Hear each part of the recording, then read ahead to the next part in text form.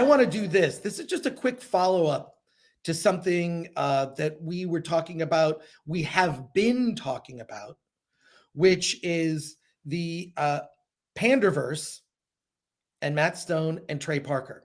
Okay, this is a very short video I want to share with everybody.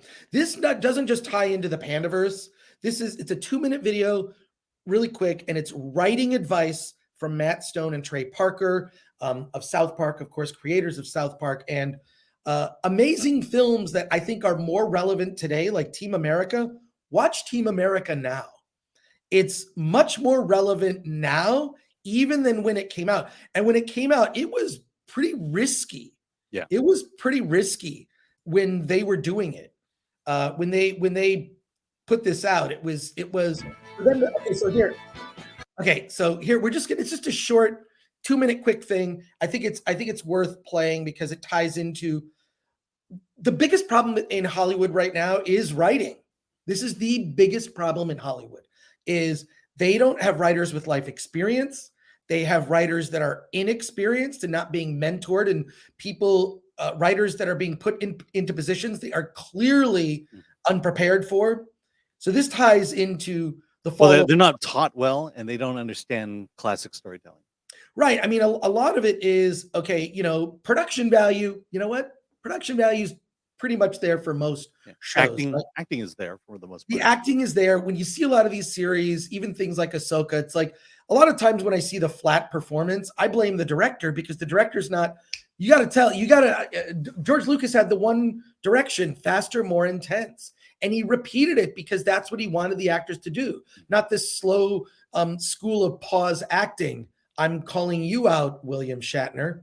That was Shatner's thing. I think my theory on a lot of that is, real quick before we show this video, my theory is when you see an actor pause for dramatic effect, it's not for dramatic effect.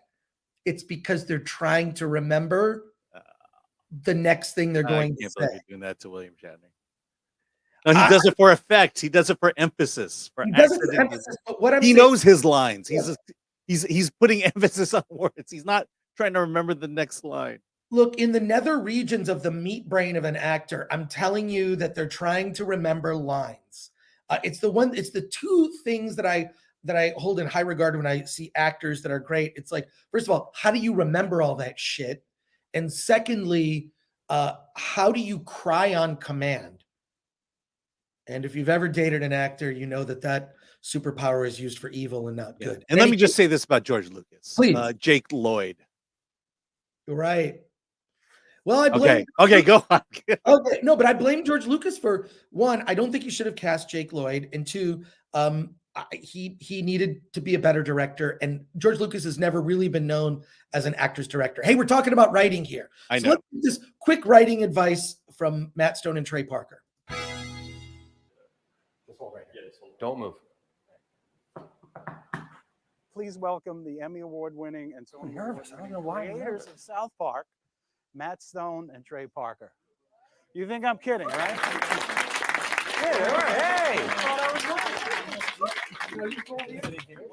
Oh my God! Oh my God! Our whole South Park writers' room, one whole wall is one of these, and we've got it split up into 3 acts. We have different colored markers just like here too. Look at. Yep. We have that. And I walk around with the markers like this, and we'll go, okay, we do a show about This this. is our writers' room. Oh, okay. Well, somewhere, okay, this would be a funny scene if we had That's this. true. Each individual scene has to work as a kind of funny sketch. You don't want one scene that's just like, well, what was the point of that scene? We found out this really simple rule that maybe you guys have all heard before, but it took us a long time to learn it.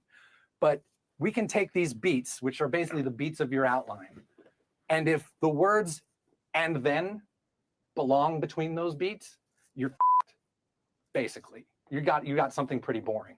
What should happen between every beat that you've written down is either the word "therefore" or "but," right? So what I'm saying is that you come up with an idea and it's like, okay, this happens, right?